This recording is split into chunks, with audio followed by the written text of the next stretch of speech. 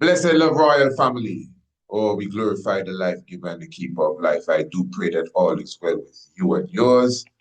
You're definitely the Tiger's Temple Honorable Priest Isaac here. And we're going to have a wonderful sit down this evening. When were you born? What is the date of your birth? Your birth date. That is what we're getting into. And as I have said before, royal family, anytime we do programs like this, where we come live or we premiere it, and we take the time to do your natal chart reading, even if it's just a quick run through, you should take the opportunity. So, as I said before, all you have to do is email me your birthday, the day, the year, and of course the time, and we will come live right here.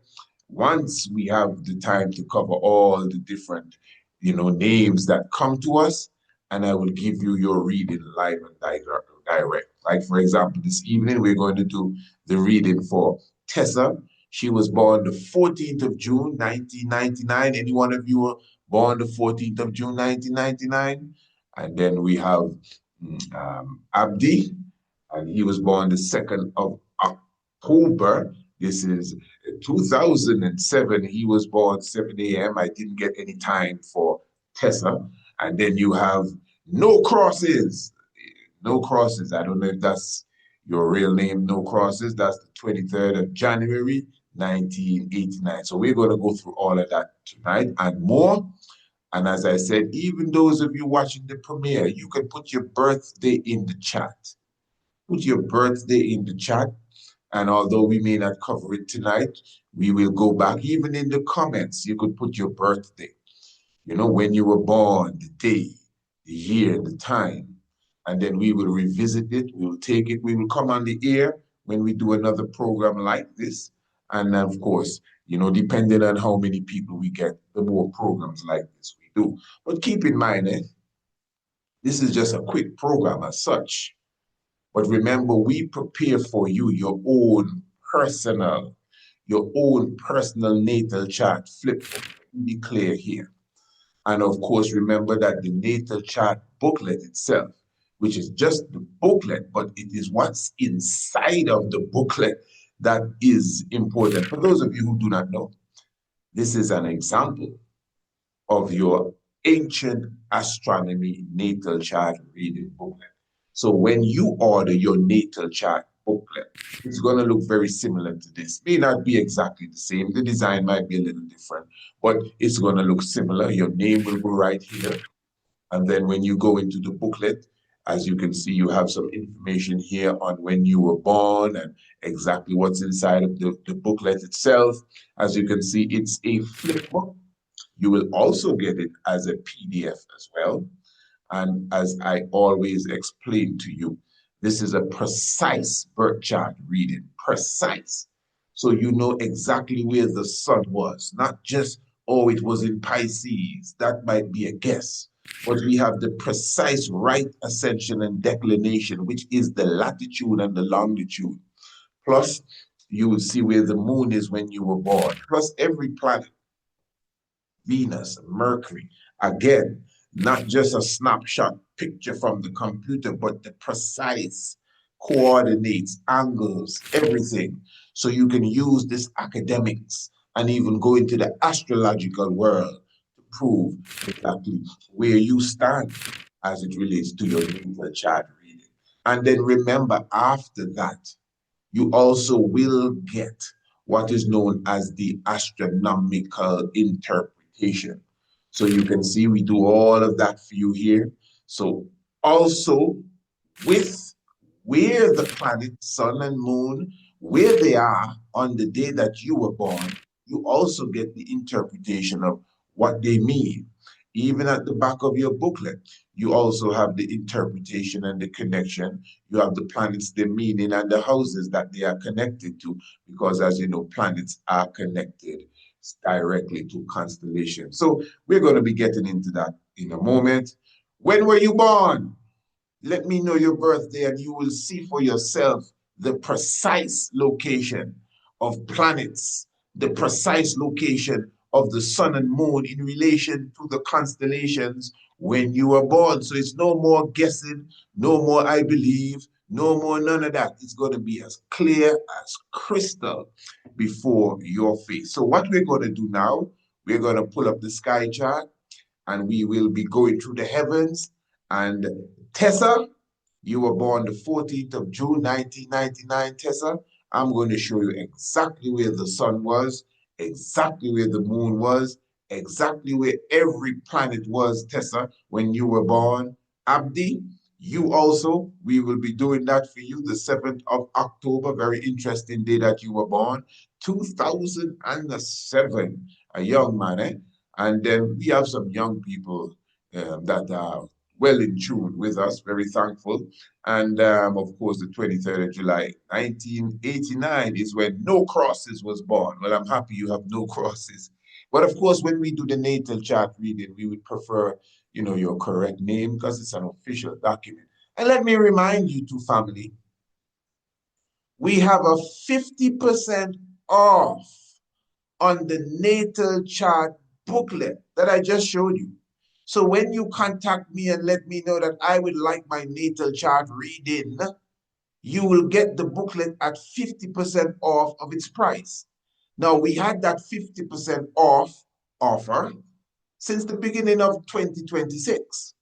And this offer, the 50%, is coming to an end, I think on Tuesday. The first day of September is that last day that you can get the 50% off. In fact, that's the day it comes to an end, the 1st of September. So you should contact me at least before the 1st of September. Email me, priestisaachinstitute@gmail.com, and let me know, my brother, I need to get the natal chart booklet, 50% off. And remember, it's not just the natal chart alone. We also have, let me show this to you before we get into this here. We also have available for you the Ancient Astronomy course. The rudiments of ancient astronomy course. You know about the course. You hear me speak of it all the time. Some of you are actually on the course. Yes, congratulations to you. Some of you are not on the course. This is the time to be on the course. The Ancient Astronomy, Rudiments of Ancient Astronomy online course, very extensive. You know, everyone that has partaken of this course, everyone has said they didn't expect it was all of this. So much knowledge, information, and the graphics and entertaining, and my children love it, and so forth and so forth. Can you imagine that? I have a client who did the course. Listen to me. And they reordered the course for their son. They didn't say, come, sonny boy, let me show you what I have. They got a next course, the same thing, for their son. That's to show you how precise and how accurate and how good the course is. So remember, the course is only $99.99 right now. And that also is at 50%. And that will be coming to an end for the 1st of September. So I am encouraging you. Your natal chart booklet plus your ancient astronomy course, both of them, 50% off for some time, coming to an end 1st of September. So what we're going to do before we go into the astronomical readings, have you put your birthday in the chatters yet? Or put it in the comment? As I said, even though this is a premiere, we will review these dates. We will look up the information and we will return maybe in the next few days. And those of you who are first in line, we will show you exactly where the planets and the sun and the moon were located when you were born and give you a little astronomical reading as well. But keep in mind, it cannot be as precise as when you get the booklet yourself, or when you have a one-on-one reasoning with us, where we do that online. Okay, I'm going to hold a minute so I can climb up the beanstalk and go higher up into the clouds. And what we're going to do, I'm going to premiere for you one chapter from the Ancient Astronomy course. What you're going to look at right now is one chapter of the Ancient Astronomy course. It's entitled Celestial Academics. And why this chapter is so important, it gives you a good understanding of the mathematics of the heavens, and we will be getting into that. So this is a good prep. Some of you are already on the course, so you know what you're going to see. Many of you, most of you are not on the course, and this is what you are missing. I am encouraging you to contact me, email me, and get enrolled in the Rudiments of Ancient Astronomy course for you and your family. Trust me, it will be the better off, I'm telling you, for your beta cell. Beta cell is Amharic for family. Holy Manuel Rastafari.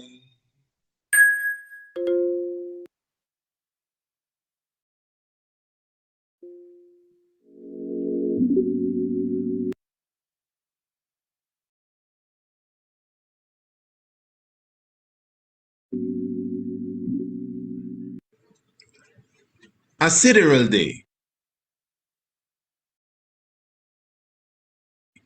is the time taken by the Earth to rotate on its axis relative to the stars. A sidereal day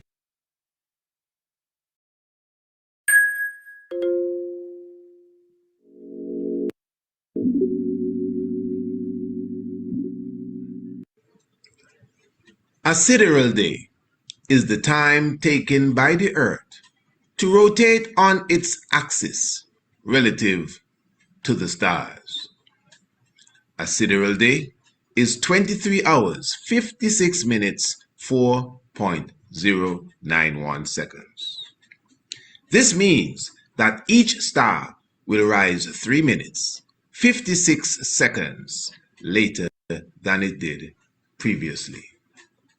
Like the islands, cities, and towns, every object in the sky has two numbers that fix its location called right ascension and declination, more generally referred to as the object's celestial coordinates. Declination is the celestial sphere's equivalent to latitude, and it is expressed in degrees, as is latitude. For declination, positive and negative refers to north and south, respectively. The celestial equator is 0 degrees declination, and the poles are 90 degrees, positive 90 degrees, and negative 90 degrees, north and south. Right ascension is the celestial equivalent to longitude. Betelgeuse, also referred to as Betelgeuse, is a red supergiant and one of the largest stars visible to the naked eye. It is also referred to as Alpha Orionis, marking the eastern or right shoulder of the constellation of Sahu, also called Orion. The celestial coordinates of Betelgeuse are right ascension, 5 hours, 55 minutes, 10 seconds. Declination, positive 7 degrees, 24 minutes, 26 seconds.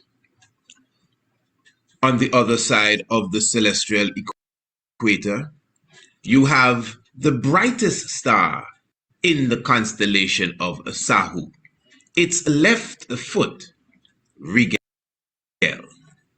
Rigel, also called Beta Orionis, is a blue-white supergiant located about 870 light years away from All right, Royal Family. the As I said, that is just a quick example. Yigita means, pardon me, for the little glitches there. And of course, that itself is not the aspect of the course, but just the internet connection where we are. So just forgive us for that.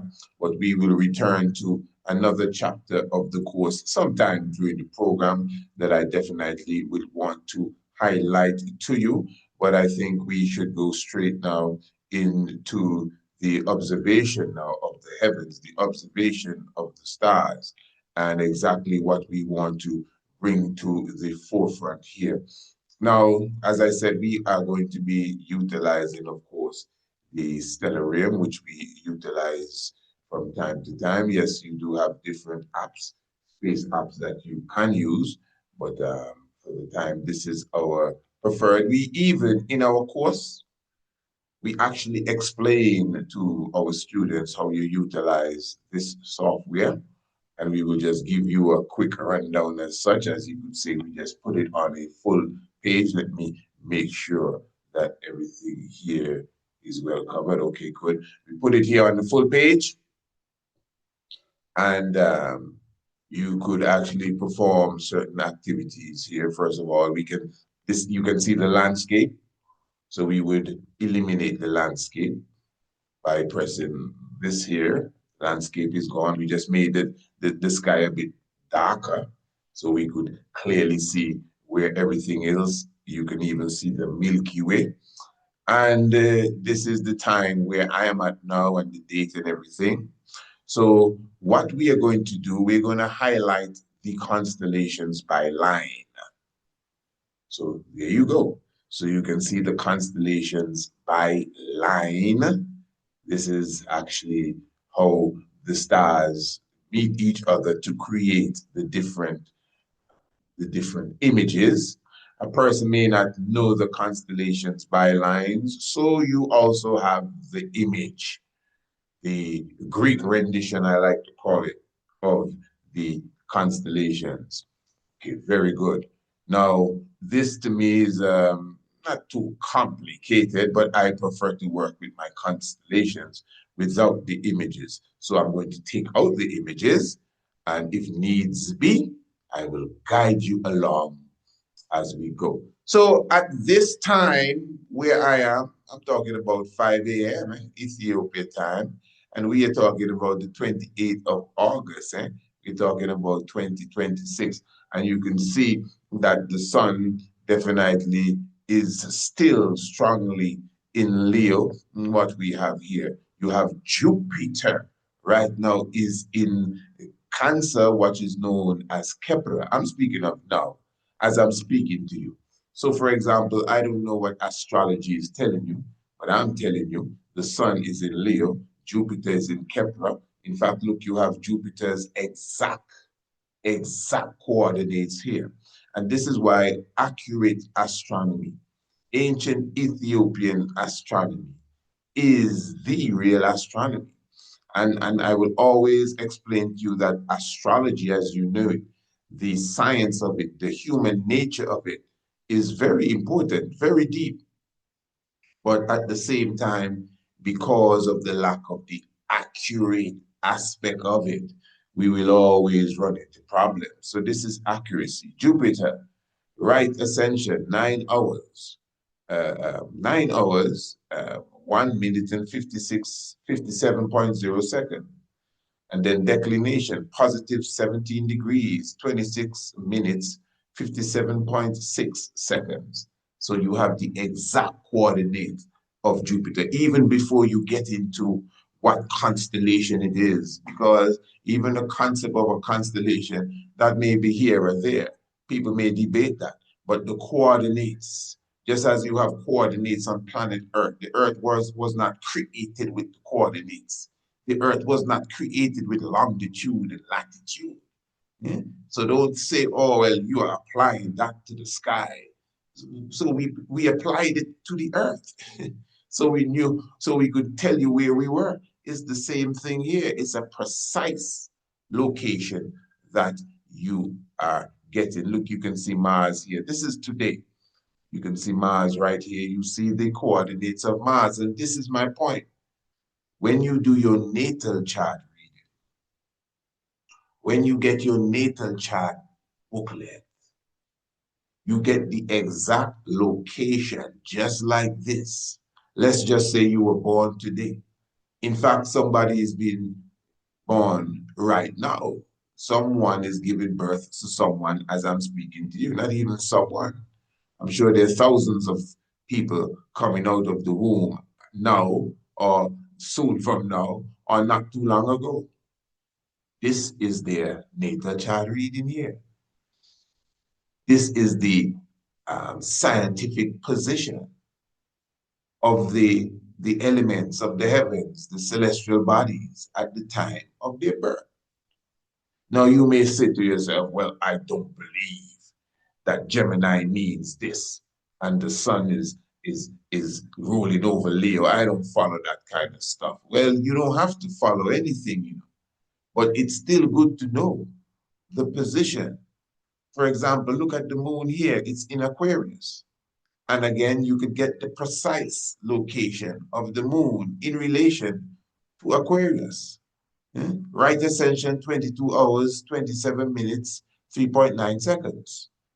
Declination, minus 13 degrees, 4 hours, 21.9 seconds. And you may be saying, so all of this stuff, is it important?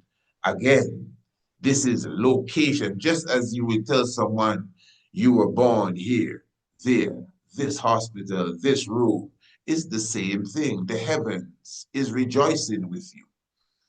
The heavens is aligning with you, no matter who you are. Now, the next level to this is what it means. Some of us, we deny that, but believe me, that is the accurate level, the meaning, the interpretation thereof.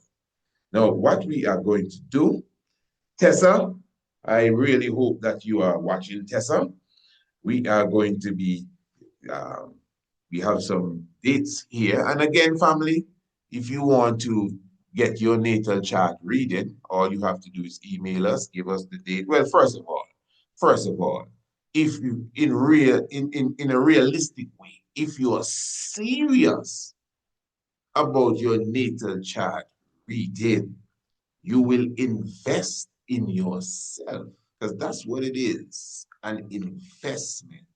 We have a product here, we have a service here that we are positive is a high quality product. You're getting the standard of service, again, top quality, because I can compare it. First of all, the astrological readings are off. You know, astronomy doesn't have a heart for this stuff. So ancient astronomy is the only game in town, straight up. And the ancient astronomy, as I said, even the Ayurvedic astronomy is ancient astronomy. Eh? The Ethiopian calendar is ancient astronomy because they align with exactly what's happening in the heavens. And they align with meaning and substance, not just academics and the record books, but meaning and substance. What to eat, when to eat it, which organ connects with which planet and which constellation, that's reality.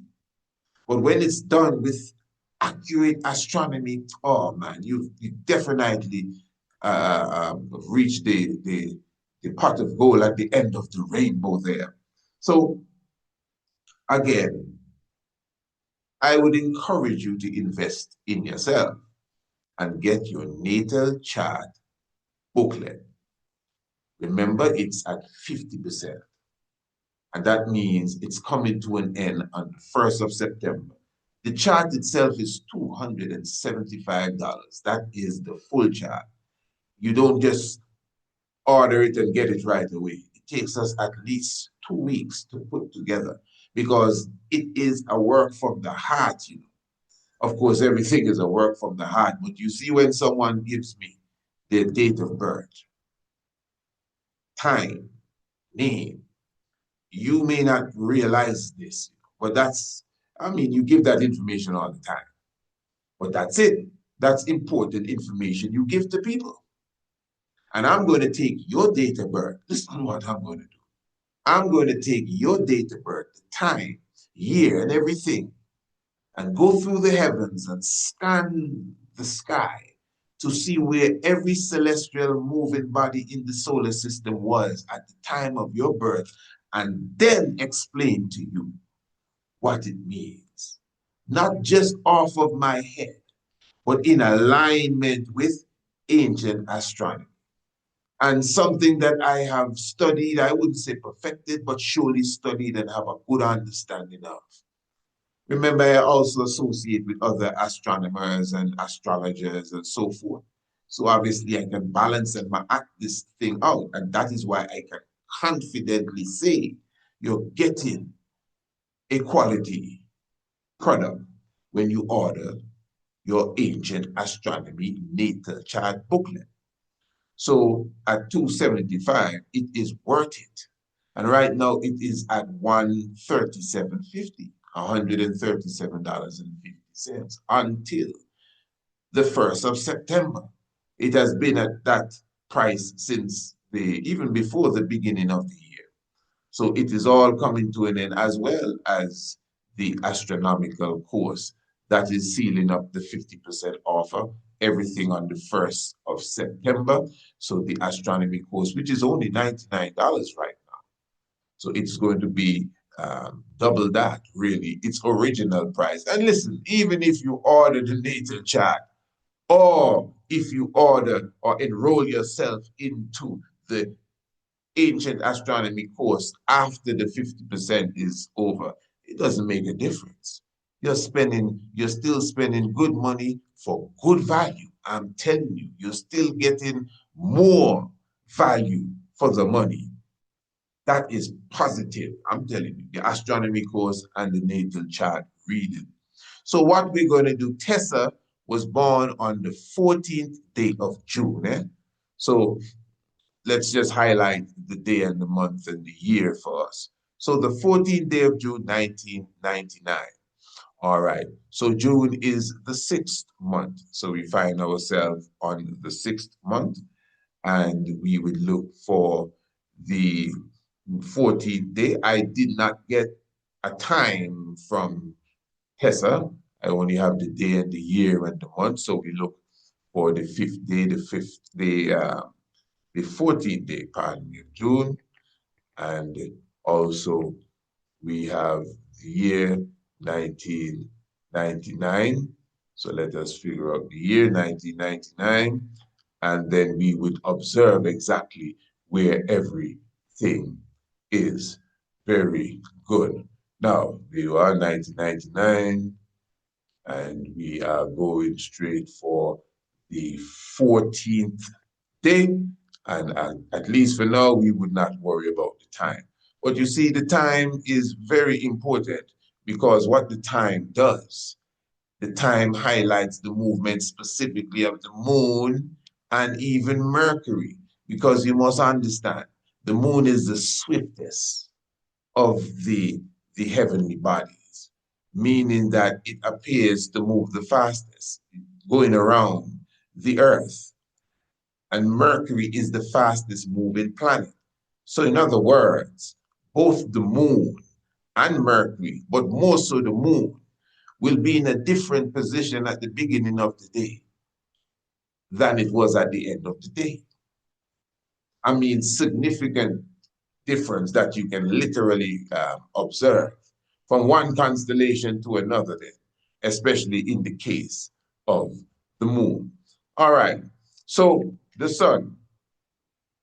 Tessa, when you were born, as you can see here, without a doubt, the sun was in the constellation of Taurus. Now, this time frame is usually given to Gemini, like in the zodiac world. This is the sign of Gemini. Now, believe it or not, when I do my natal chart reading, I don't really have too long on the zodiac sign. I just tell you where your constellation is in relation to sun, planets, moon, etc. And then I give you the meaning. So in other words, you may be saying, but I thought I was a Gemini. It doesn't mean you're not feeding off of the Gemini spirit in relation to the sun, but you cannot negate Taurus. Now, again, we would have proven this in the previous lengthy premiere we had when we were speaking about the Ethiopian New Year. How many of you watched that video? The Ethiopian New Year is aligned with the stars.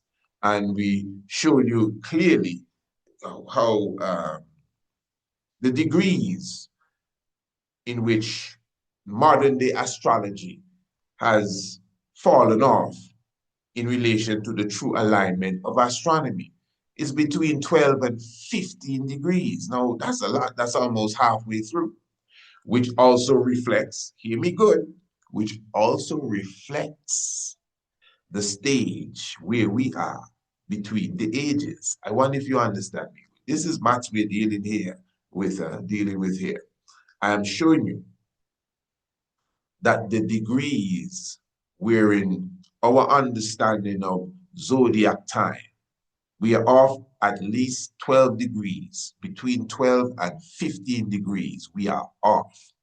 Again, we took time to explain that in one of our previous videos. It was about 2 hours we took to go through the heavens like we're going through now, and showing you that if you gun-ho that because you were born on the 22nd or 23rd or 24th, I think, of December, you're Capricorn, you are wrong. Because that reading, again, is several hundred years old and has not kept up with the 1 degree every 72 years. So in 720 years, the sun would have moved 10 degrees. Just think about that. That gives you a different reading on the 21st of March, 720 years after. It's not going to be the exact same reading. 720 years after, it will be 10 degrees different. So in some cases, the sun may be in the constellation that you have held on to since the time you're born. But in other cases, the sun may be more related to the constellation upcoming or even the constellation prior. And again, family, I must say this is not a plug. This is reality. This is why we do the courses, the ancient astronomy course, even our homeschool program that has a lengthy astronomy program. I had some parents contact me telling me, I didn't know it was so much work. I knew it was good, but I didn't know it was so much. When you enroll into the homeschool program, which doesn't have any 50% off, by the way, but when you enroll your young little ones into our homeschool program, they come out with a wealth of knowledge when it comes to astronomy.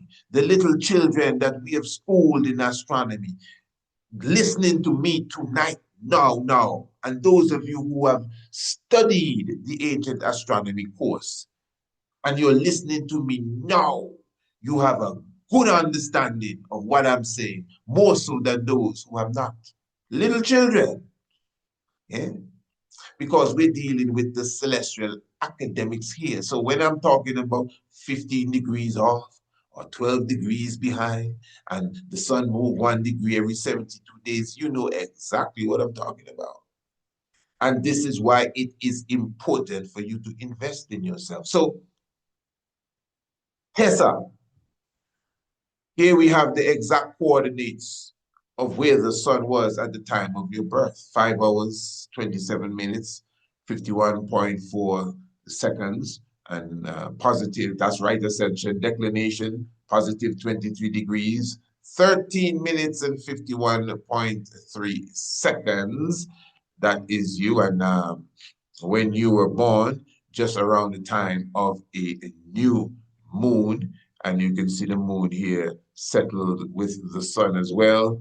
And then also you can see that Saturn was in the constellation of Aries. You have your coordinates for Saturn there. Jupiter, Tessa, I hope you're following me, Tessa. Jupiter was in the constellation of Pisces as well. And, you know, this is set in such a way that you can just, for yourself, you can type in, for example, let us say Mars, and then we press the button and it carries you to where Mars was. And you can see Mars was actually in the constellation of Virgo. That's an interesting place there, because what Mars is showing us there is that it's almost, unless it was in retrograde, it is actually coming out of Virgo as if someone giving birth. You can see even Venus itself was in the constellation of Kepler.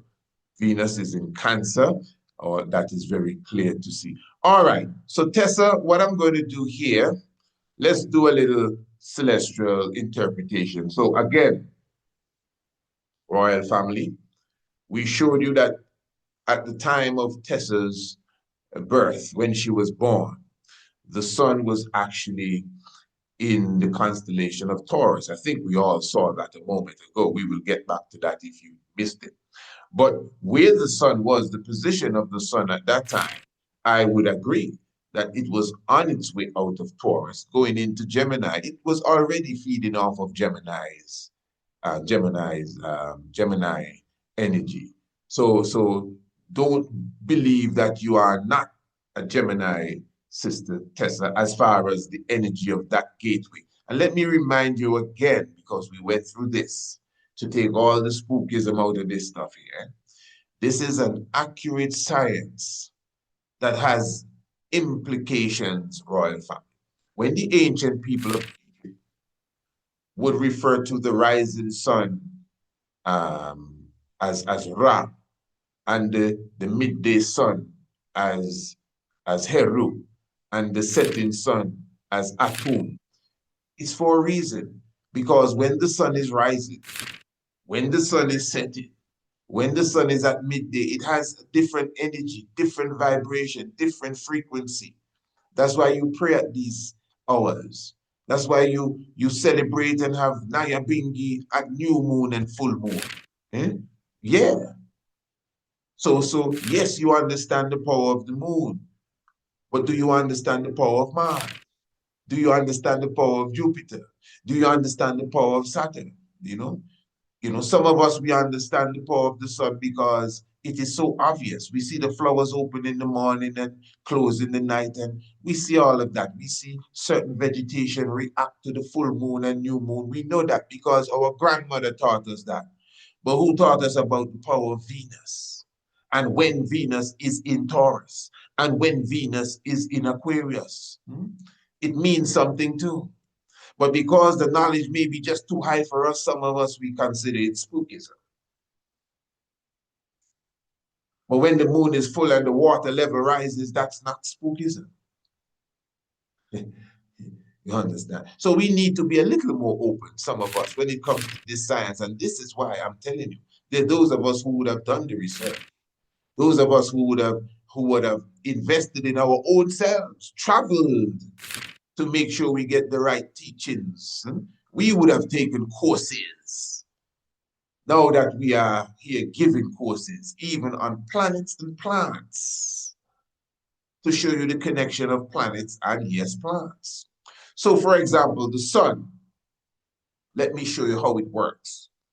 The sun rules over the constellation of Leo.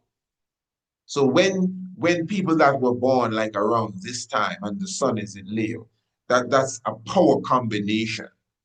When the sun or the planet, listen to me good, when the planet is in the constellation that basically it rules over.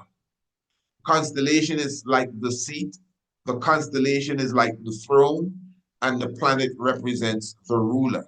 I want you to get this good. So in all the different constellations within the zodiac belt, the 12 gates, because it's the gates that's important. The gates, each gate has its own energy, and which part of the gate, I mean, it's some deep stuff. It's just like the colors of the rainbow. Each color has a different energy. That's why it looks different. It's a different spectrum, something different going on in the red zone than in the purple zone. So something going on differently in Gemini zone than in Leo zone. We got to wake up and stop pretending as if we are afraid of higher levels of information. So the planets now, we all have all the planets, but we don't have all the constellations. Huh? Yeah. Because when you were born, each planet was somewhere. Mars was somewhere. Jupiter was somewhere. Pluto was somewhere. But it does not necessarily mean that when you were born, Leo was occupied. Maybe Leo was vacant. Maybe you had Mars and Jupiter in Taurus. Maybe you had Saturn in Libra. Maybe nothing was in Leo. Or maybe nothing was in Sagittarius. Maybe nothing was in Pisces. You comprehend. For a person to have something in every constellation, that's deep. That's almost impossible. Because remember, you have 11 bodies you're dealing with, 9 planets, the moon, and the sun. And you have 12 constellations. So one of these bodies would have to be in between 2 constellations and the other in a constellation a piece, which is very hard, as Venus and Mercury are very close to the sun, and it's hard for them to spread out into 3 constellations. I wonder if you understand what I'm saying. But again, when you study this, when you are a part of the university that deals with this, the conversation becomes much easier. So anyway, let's just stick to what we are dealing with now. So in the case of Tessa, and remember family, when were you born? Let me know, even in the chat, even in the comments, put it. But you will get a quicker response from me if you email me your birthday and the time, and of course your name. And next time we do this program, just like I'm doing for Tessa, I will do for you.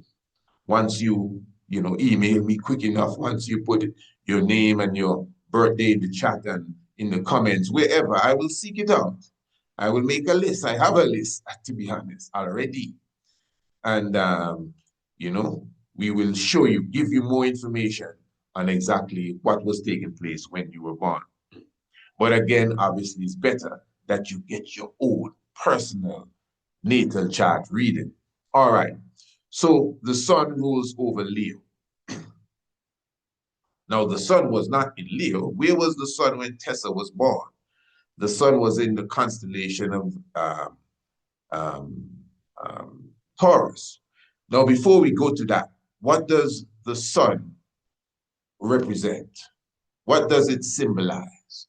According to this, it symbolizes ego, basic personality, consciousness, vitality, stamina. I can go more further and tell you that it also represents leadership and authority. In fact, the sun is very similar to Jupiter in its qualities and its characteristics. Follow me good. In its qualities and its characteristics, also its potential. This is why I'm highlighting that we all have the different planets. Each planet has its own characteristics, qualities, personality. Yeah. Constellations as well. That's why the ancients would tell you that a specific planet rules over a specific constellation.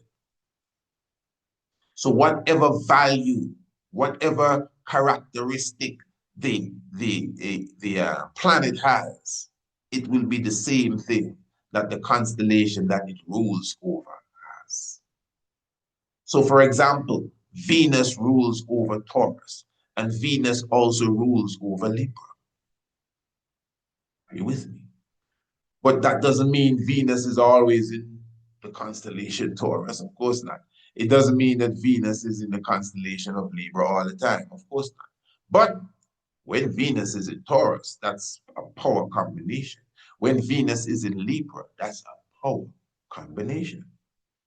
Many of us have these power combinations and we totally negate them. Talking about, I'm a Scorpio and I don't have no Taurus friends because we don't get along. Give me a break. Give me a break. Them is sci-fi, palm reading, weird vibes. Trust me, them is some weird business. That's not what we are on at all. You understand me? So Venus now, follow this. Venus's qualities are attraction, love, relationships, art, beauty, harmony. I have a sister, that represents all of that: attraction, beauty, relationship, art, the full works. Someone I knew before, and I did her natal chart, and almost everything she has is packed up in Taurus. Taurus is really Heteru. Taurus is Hathor, the ancient Kemetic goddess. That's why when you go through the natal chart booklet, you will see that we make the connection specifically with the planets and the ancient African outlook. As we showed you the other day, even the Orion constellation was referred to as Selassie. So when we use these words, all of this, Pluto and Gemini and Mercury and all of that stuff that we utilize, we're just promoting the Greek gods. We're just promoting gods, which is German, by the way. Yeah, we're not really promoting Exoter. What's the name of Orion? Not Orion, it's Selassie. So we need to promote Selassie. That's the name of Orion. Before they named it Orion, you know who is Orion? You study the story of Orion. That's not the story of Sahu. It's two different stories. Yeah. So that's why you see, so Taurus is really Hathor, Heteru, the goddess of beauty in ancient Africa. That is why Heteru is connected to who? Venus. Now, we're not necessarily talking about Venus, but I'm just showing you that the qualities of Venus, which is attraction, love, relationship, art, beauty, harmony, is the same qualities that you find in Taurus, which is really Heteru. And we would have done several programs, especially on the Tiger's Nest, concerning Heteru, concerning Horus, which I would encourage you to check out. So now, the sun is in Taurus. Follow this. The sun is in Taurus. So what's the meaning of that? And this is what I'm trying to show you, family. When you get your natal booklet, natal chart booklet, for example, in this natal chart booklet, the sun was in Pisces. You understand? I just want to read this for you. Check this. The sun in Pisces. The sun is the most important object among the natal planets, because the sun and the moon are considered planets in that realm. Its sheer power and energy draws more of the qualities of its constellation out of it being the constellation. Do you know what that means? What the planet does, it literally connects with the constellation that it is in. And you as the human being, when you utilize the qualities of that same planet, because we all have each planet. You have Mars, you have Venus. That's why we all say we are Scorpio and Capricorn, because we all have the sun. Where was the sun? We have the moon too. Somehow we don't really concentrate on where the moon was when we were born and where Pluto was when we were born, especially since they have disqualified it. We just forget about that. Imagine that. We are some weird people. We're not interested in where Saturn was, but all of this is extremely important.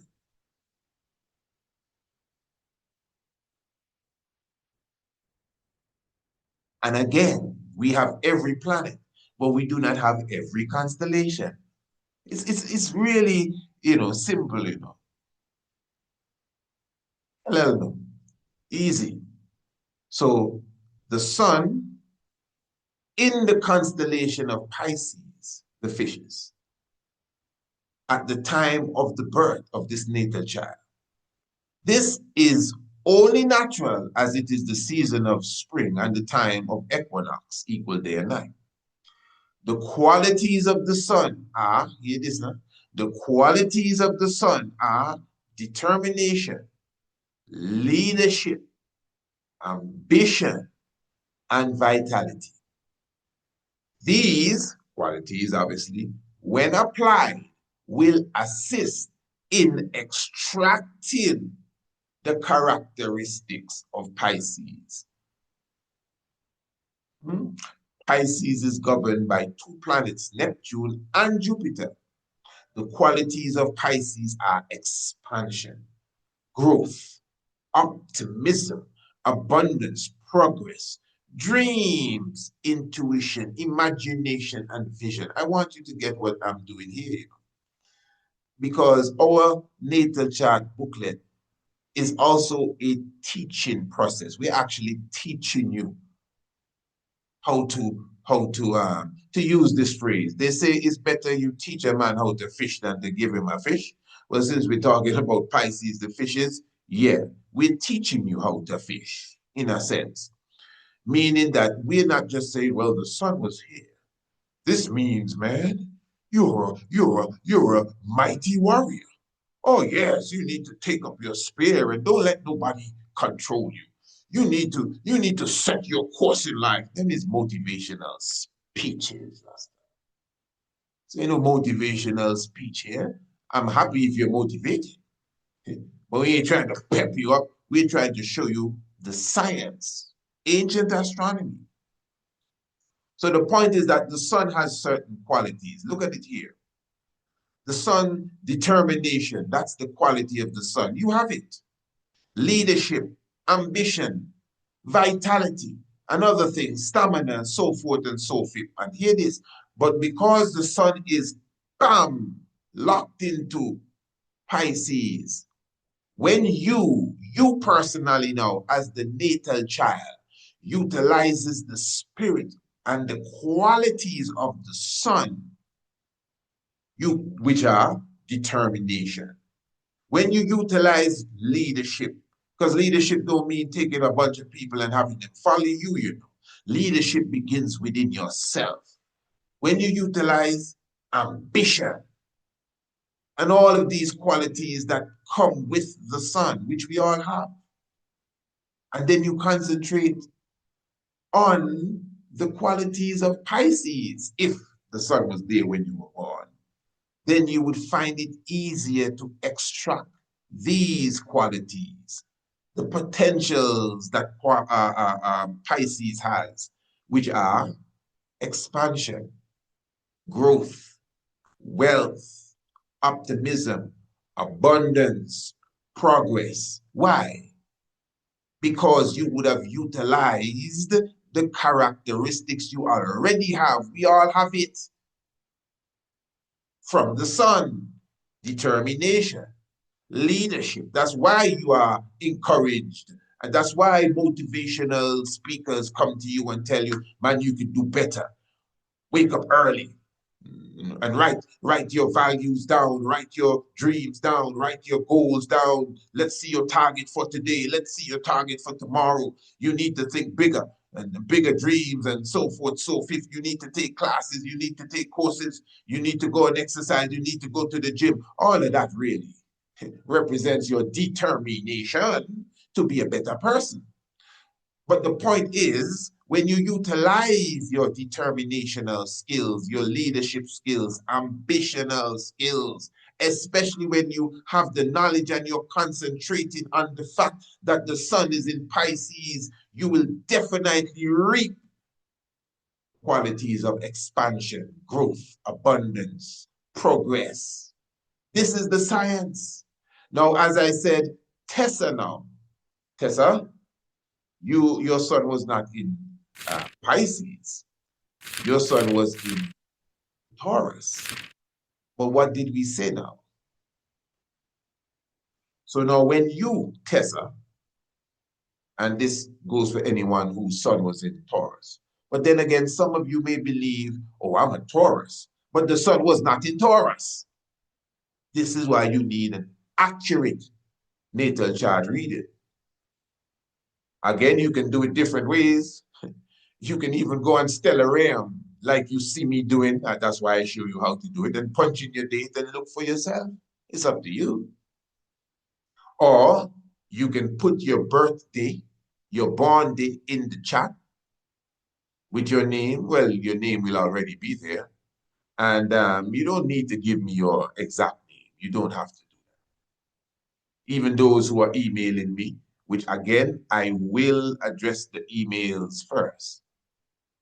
But those who are emailing me, you don't have to give me your exact name. Your name will already be in the email. It may not be your right, correct name. But when you order your natal chart booklet, this is where you need proper identification because it's a quality product you're getting, something that you can share, something you can have for generations to come. So Tessa, the sun was where? In Taurus. So the determination that you have in the sun, what they call ego, consciousness, vitality, stamina, when you utilize that, you are supposed to be able to pull the potential from your birth constellation. Taurus, that's where the sun was, at a very key point in Taurus too, just not too far from Pleiades, the seven sisters. So that means you can pull out the qualities of attraction. You can reap the qualities of love. You can reap the qualities of understanding relationships, art, beauty, and harmony. But hear this, Tessa. You should have already had all of this, you know. It's not something you have to work too hard at, family. This is the thing. Oh, the sun was in Taurus, so I got to use, Priest Isaac says I got to think hard now and use determination so I can bring out more love and use my leadership skills so I can bring out more harmony. No, hold on, take it easy. Let's not get overexcited. The fact that, if this is real science, which it is, the fact that the sun was in Taurus when you were born, you were supposed to some way, in some form, some fashion, Tessa, be a person of attraction. Whether you're a man or a woman, attraction is not just pretty looks. That's attraction too. But it's your confidence. You know, people want to be around you for one reason or the other. That's why love, relationships is also a very key part. And it's not by mistake that Taurus is very close to Gemini, which deals with intelligence and reasoning and communication. So the sun coming out of Taurus going into Gemini is a very, very powerful space. I mean, extremely powerful. Because again, Gemini feeds off of communication and intelligent reasoning. Gemini, because Gemini works with Mercury. You understand, Tessa? So again, Tessa, I'm just giving you a quick understanding. I'm not going to stay too long on that. I already kind of showed you where the other planets were during the time of your birth. I want to go to Abdi. Now, Abdi was born the 7th of October, 2007, interestingly. Abdi gave me his time of birth, which is 7 a.m. in the morning. So this is what we're going to do again, family. So let's return to the stellarium. And we're going to get the exact date. And we're going to get the exact time. Now, as Abdi said, 2007. All right, so Abdi should be, Abdi, you're about 19 years old, if I'm not mistaken. And no, you're 18. Yes, Abdi, you're 18, soon to be 19. So give thanks. We have the young generation with us as such. Yes, definitely give thanks. All right, so Abdi, here we go. We're going to highlight your birth. October would be the 10th month, although October really means eight. You know, Ak means eight, you know, but October is the 10th month here, interestingly. All right, so we're gonna highlight that the 10th month, the just give me a moment there. Let me get the time in order. 7 p.m., 7 a.m. itself. So the thing is, let me repeat this again. Why it's important to have a good understanding of the time.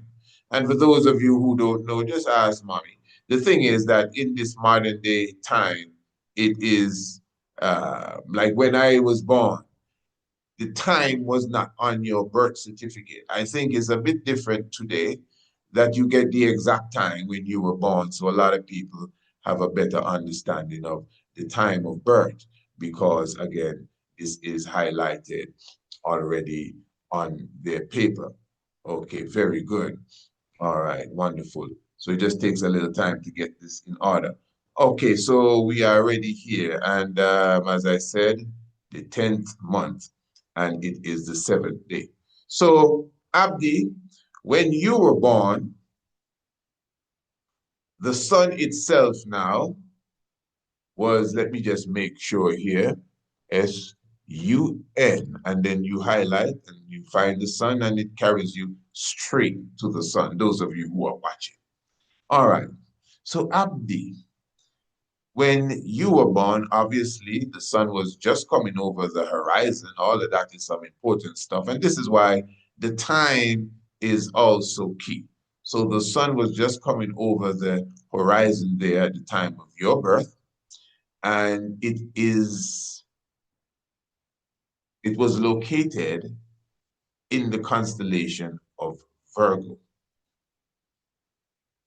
Now, again, I think, if I'm not mistaken, because I'm not a chief astrologer, but I believe that this is reckoned as the time of Libra. So maybe Abdi, you've been saying, "Oh, I'm a Libra all of the time." No, it doesn't negate that you may have some energy with Libra because Libra is the next constellation. But judging from where the sun is, and I know it would not have passed that halfway period through Virgo. This is very important. We highlighted this in a previous program when it comes to the 30 degree. Here you see it, the 30-degree space that each constellation has. I mean, the Most High really is perfect in his designing. That 30-degree space that each constellation has. The sun has to pass halfway through that 30-degree space. The sun has to have passed through at least 15 degrees for you to say in the zodiacal world that we are gone to the next stage of the next constellation. So, in other words, as you can see here, the sun has not passed over that threshold. So the sun has not gone into the zone where it starts to feed in any significant way from Libra. Now, I didn't want to break nobody's heart. So, Abdi, I'm sorry if you really were holding on to the fact that you were Libra.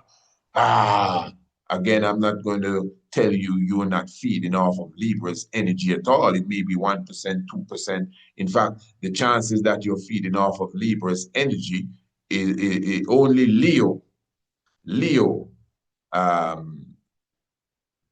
would be feeding off of more energy than Libra. It's Virgo, Leo, and Libra right now when it comes to the sun, Abdi. Because the sun is just coming out of Leo. The sun is still closer to Leo than it is to Libra at the time of your birth. And the sun is in Virgo, although astrology will tell you that you are of the sign of Libra. I wonder if you're following what I'm saying, family. Because astrology is several hundred years, maybe 800, 900 years behind. That's why it's between 12 and 15 degrees off. Because the sun moves 1 degree every 72 years. So in 720 years, the sun done gone 10 degrees. So that means astrology is at least 700, 800, 900, maybe 1,000 years behind. And that is why we can have these sort of discussions which we've been having for years. astrology is incorrect. The whole world of astrology. I'm not afraid to say that. So everybody that deals with astrology, your information is wrong. Somebody just got to be bold. I know sometimes I come across, I know everybody don't like how I sound or he feels he's, I know, I get you. No, trust me. I'm the nicest person you could ever meet. But you just got to be bold. I said astrology wrong. You into astrology? Well, you have the wrong reading. It's wrong. It's not right. It's incorrect. Do something about it. All right. Yeah, do something about it. Get your natal chart reading from the Priest Isaac's Institute of Holistic Knowledge, where you get the accurate. Now, look at this. I didn't create the software. This is an astronomical software anyone can use. This is highly accepted and recommended, precise. It's not just this software in general that has to do with astronomy, because it's just a universal understanding of what's taking place in the heavens. This has nothing to do with astrology. My point is, astrology is a club. It's like this sort of, it's almost like a religion. It's very dogmatic. You just cannot go against it, even if you bring the truth to show them, well, listen, man, you have a good art, but you just need to somewhat, balance it off.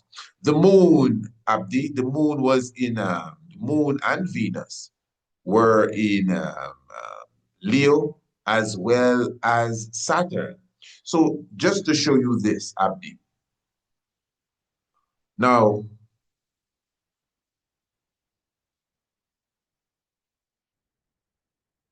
Abdi was born the 7th of October.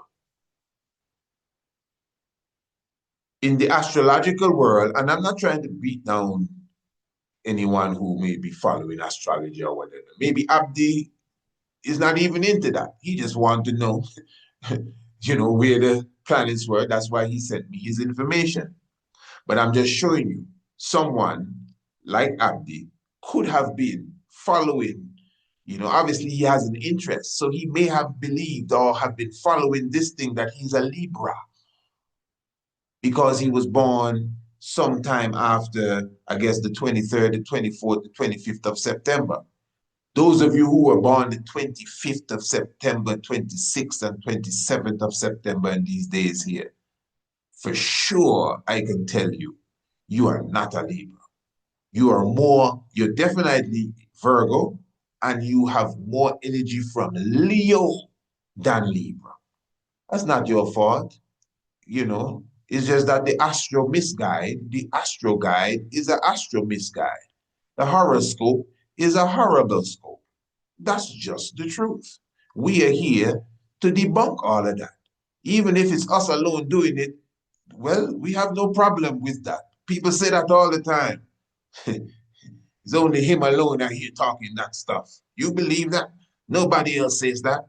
I appreciate that. I take that as a compliment, actually. Yeah. So, Brother Abdi, look at Leo. Your moon is in Leo. Saturn is in Leo. Venus is in Leo. Don't overlook Leo. You have a lot of energy coming out of Leo. And as I would have showed you before, family, what the chart does now, it shows you the qualities of the moon, the qualities of Saturn. Saturn's qualities are law and stability, foundation, discipline. That's what Saturn is all about. Saturn is about discipline. Saturn is about law. Saturn is like the Ma'at energy, the cannabis. We did a whole program on Saturn. Remember that the cannabis rules is ruled by Saturn. So the discipline that's in Saturn, you know what discipline is. Discipline is really having a routine and sticking to it. You say you're going to do something, that's it. That's the discipline. Discipline is not just keeping your shirt in your pants. Or discipline is 10 o'clock, I'm supposed to be here. 9 o'clock, I'm supposed to do that. these are the 5 things I need to take care of. And you do it. Discipline, law, structure, foundation, Saturn. Now, when you utilize that discipline, whatever the discipline is, the discipline could be how you eat. The discipline could be how you speak. But once you utilize discipline consciously, you are supposed to be able to extract, abdi, is you I'm talking to. You're supposed to be able to extract, pardon me, the qualities, the potential that are inside of Leo. And Leo, of course, is leadership, determination, to conquer. Leo is to conquer, progress. All of that is inside of Leo, which is the sun too. What that means, because Saturn is in Leo, you have the ability to extract more of the Leo energy. Because the moon is in Leo with its own qualities. The moon, if you utilize the qualities of the moon, which is emotion, the moon has a lot to do with your emotional qualities. So if you can control your emotional energies positively, conscious of the fact that your moon is in Leo at the time when you came out of your mother's womb, then again, with control of your emotional faculties, that will also help you with the discipline and the foundation and the structure of Saturn to pull the potentials from Leo. Consciousness, the confidence, the leadership, the authority. And then also you have Venus. Remember what Venus represents: art and beauty, love, harmony. So when you are aware of all of this, Abdi, you can concentrate on the power of Leo, which is extremely powerful. The Leo constellation. So all of the time you're saying, oh, well, I'm a Libra.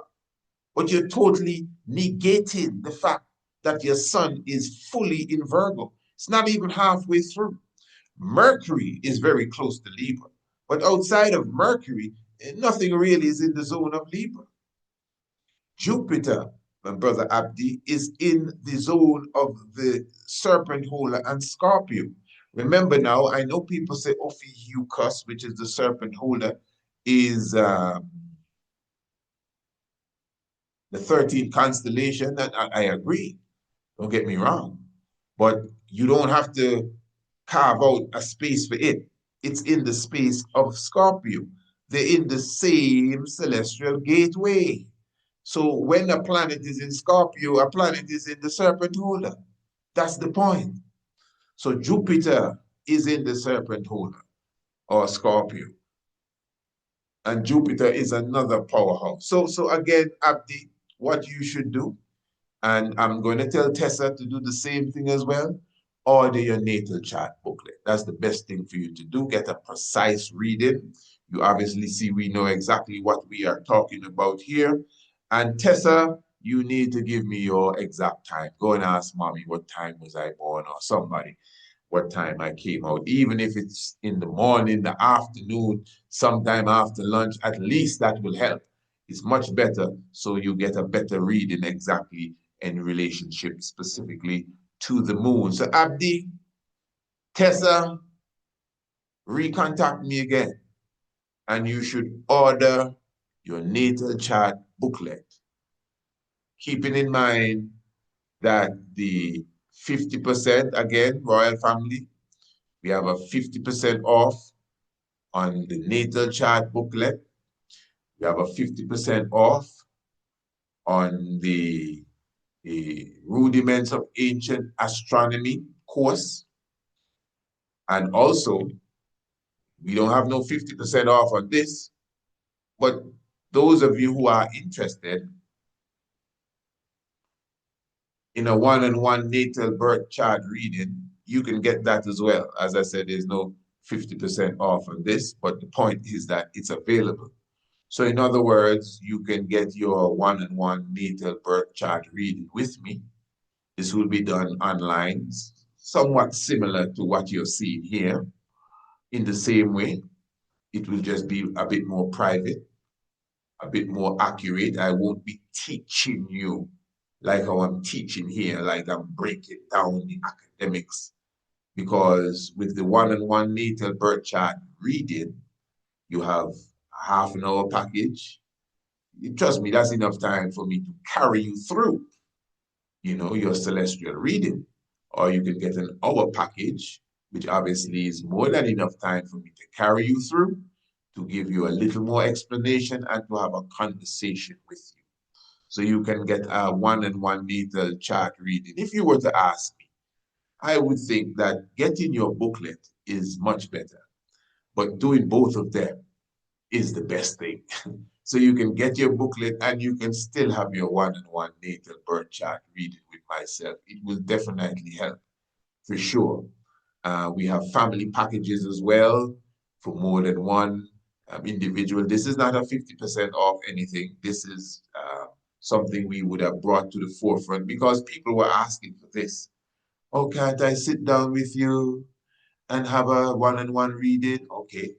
Well, look at here now. So all of those who have been asking, contact me, Priest Isaac Institute at gmail.com, and we can have a proper one-on-one.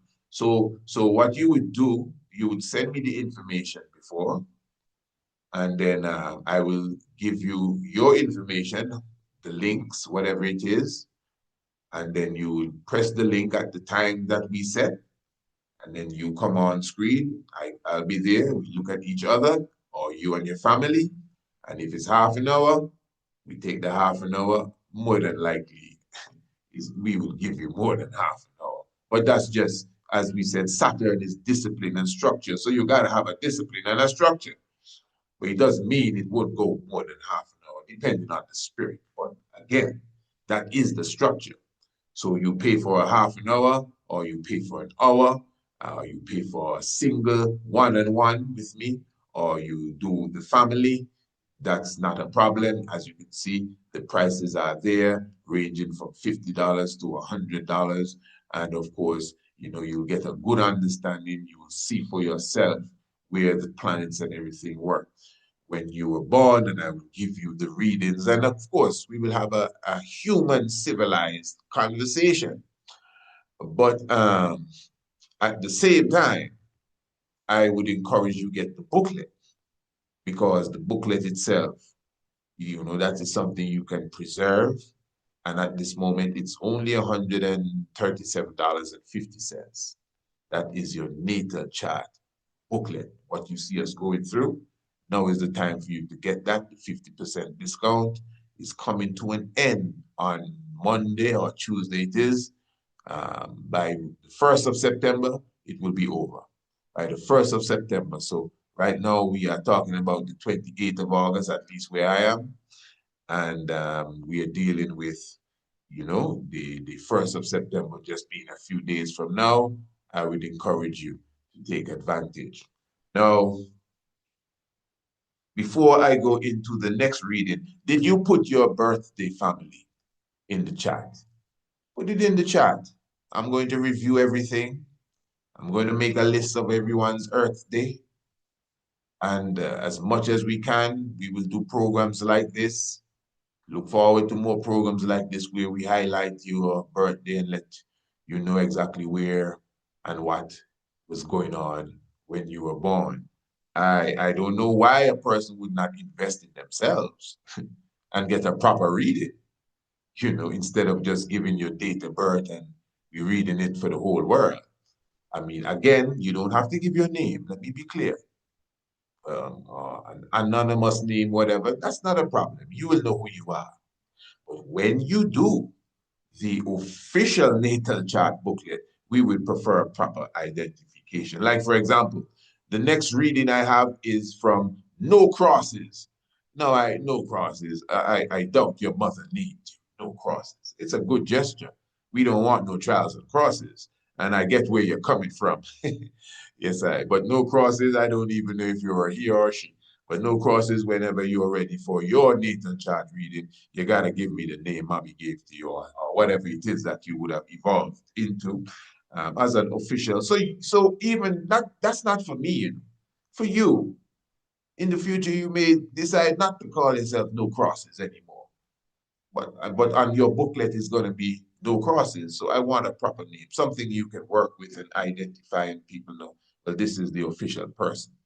So no crosses now was born the 23rd of January, 1989. Anybody out there was born in 1989? You see, it's not the year, you know.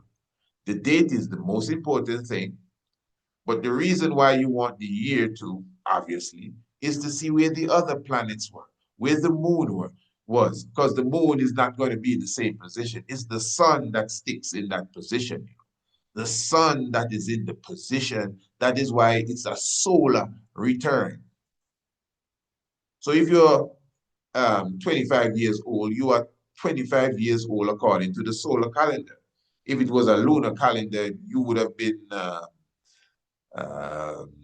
maybe I think a bit younger.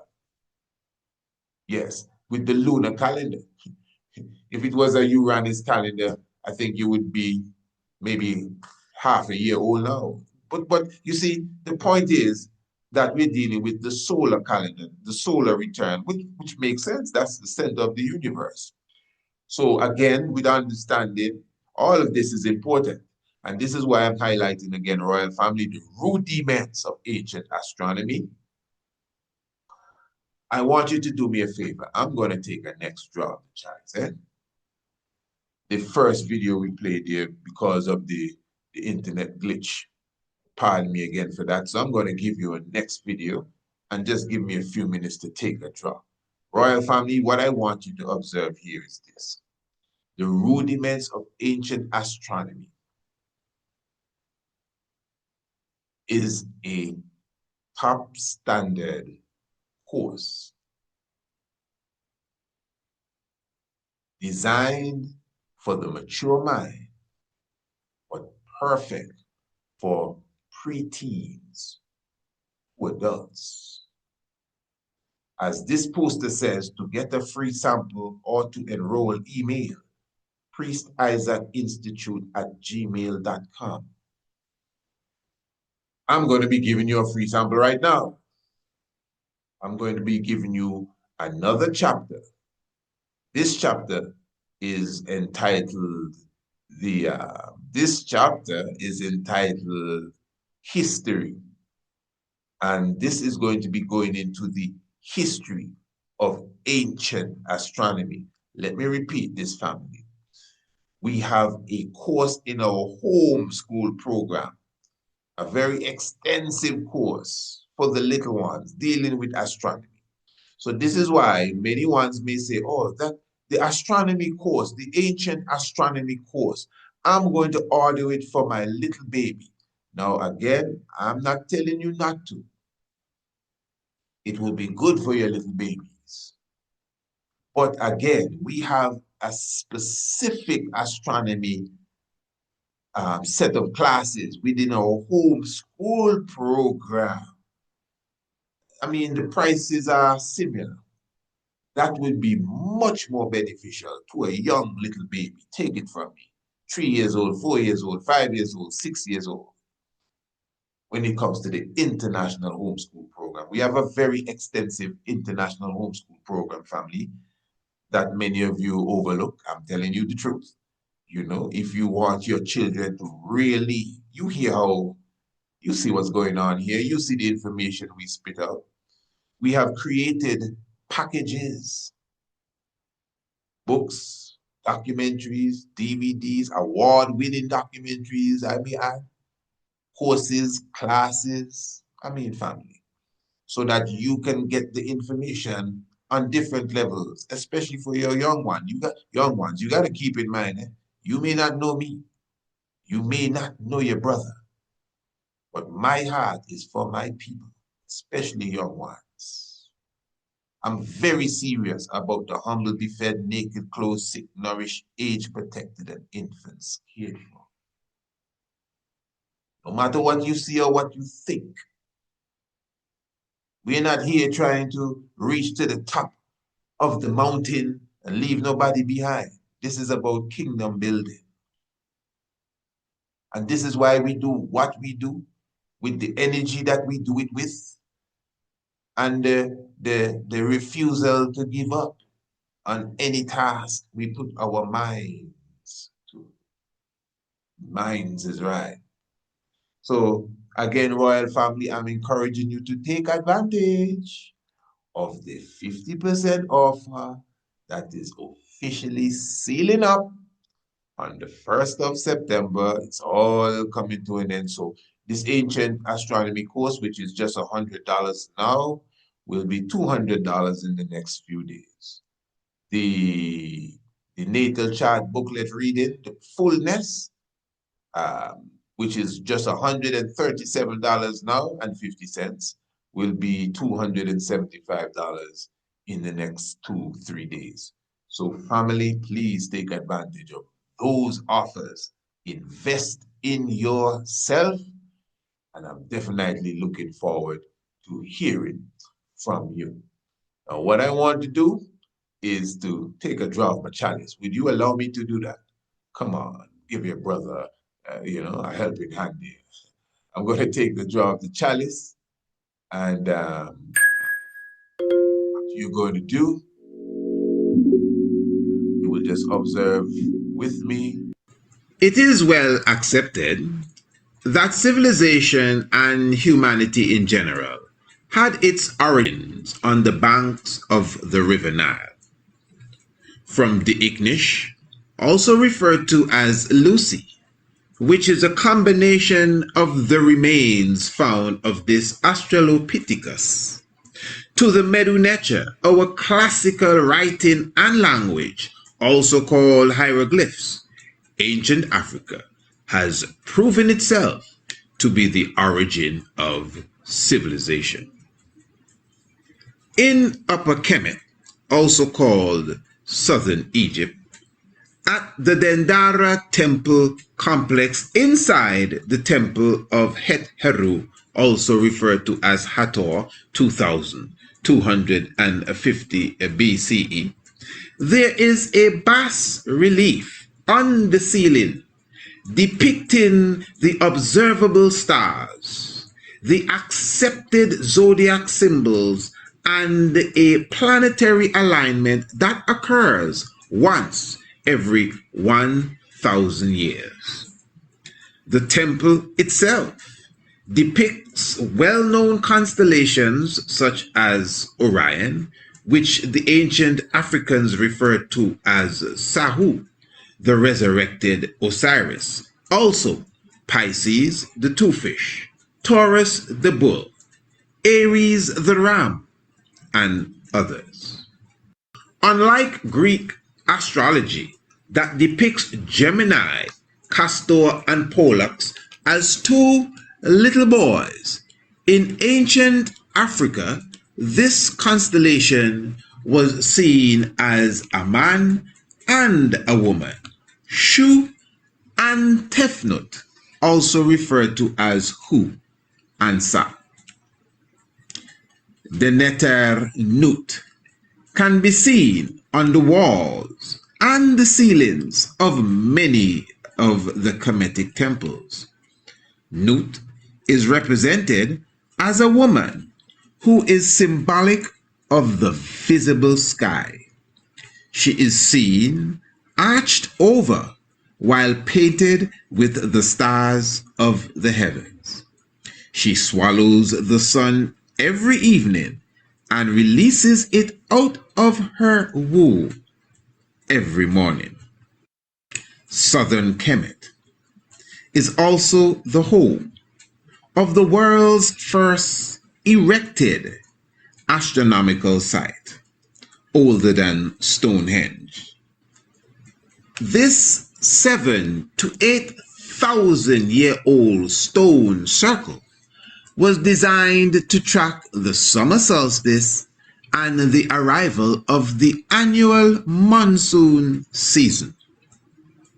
The megaliths are also arranged in such a way to allow the prediction of the seasons. In Mali, West Africa, lives a people called the Dogon. The Dogon, like the Bozo people, are said to be of Kemetic descent, and their astronomical lore goes back thousands of years to 3200 BCE. According to their traditions, the star Sirius has a companion star which is invisible to the human eye. This companion star has a 50-year elliptical orbit around the visible Sirius and is extremely heavy. It also rotates on its axis. All right, family. And as I said, that's just one of the chapters within the whole scope of chapters directly dealing with the ancient astronomy course, basically the rudiments of ancient astronomy course. And the rudiments, it has approximately 15 chapters and some other additional bonuses. It's a real extensive program.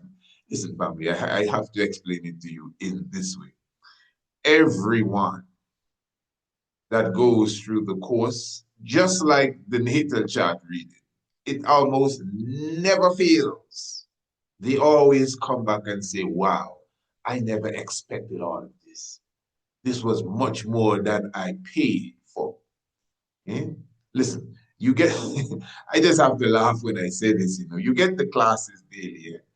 And almost, every time someone enrolls into the, the astronomy course, yeah, I'm very thankful. And all praises to Rastafari, Holy Emmanuel, Selassie.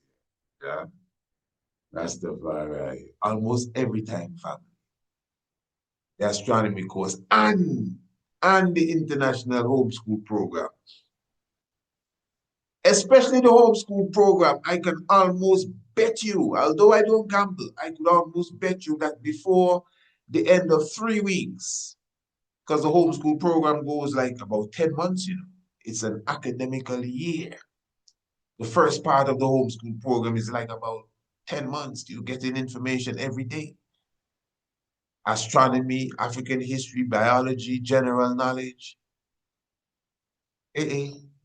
Within 3 weeks, the parents always, for the most part, recontact me and say, my brother, I've already spent my money.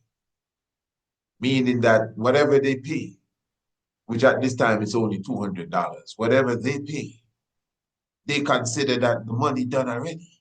With what they got in the last 3 weeks alone, and how their children are looking at African history and talking about Marcus Garvey, because again, remember, I do it with my children.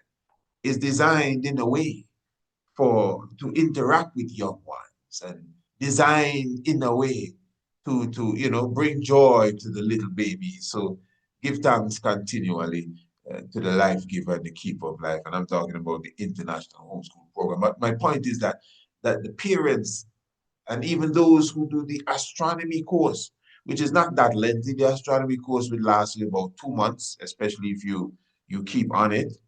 But it's always like, wow, I didn't expect this. And I think you can see for yourself. That was just one chapter I showed you. I think you can see for yourself.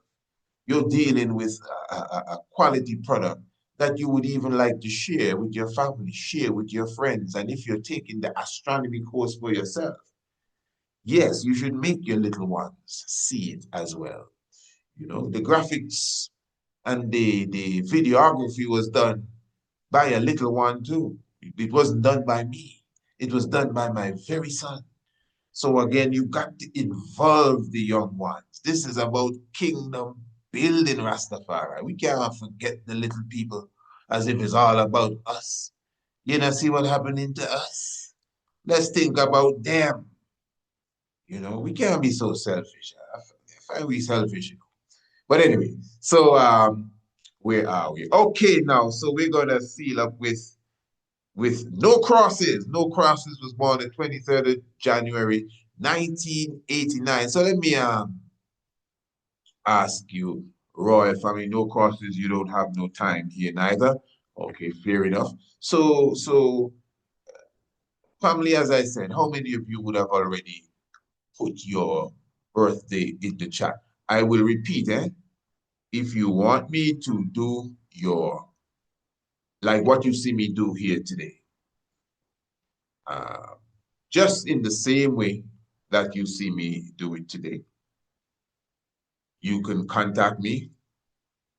I would advise you send me an email. In that way, I would have your email address for other important information. And I find people that reach out to you. They make it their business to contact you the way that you say to contact you, not just putting it in the chat. I appreciate that too, you know. But I would prefer you reach out to myself via the email. And that is why I would take the preference of dealing with those who come through the email first. And I will come on the program again, and we will do more natal chart reading for you in the same way we would have done for Tessa, same way we would have done for Abdi, and what we're going to do now for no crosses. Now, if you don't want to send no email, you can still put it in the chat. And you don't have to put no name because your identity is next to it in the chat. We will just use that, whatever identity you put there. Or you could put it in the comment section if you're looking at this after it has premiered.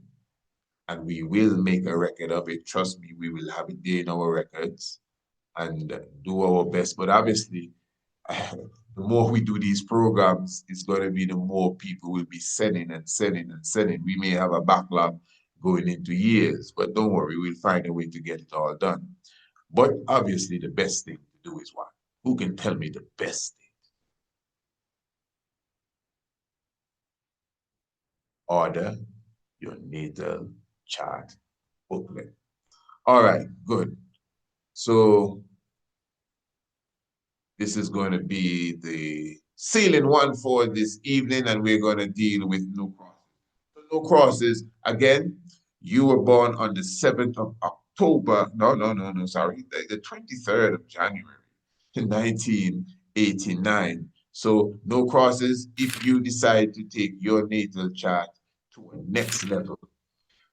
The quick rundown I'm going to give for you now, you can get it in booklet form in this very same way, just like everyone else who desires to have a proper production.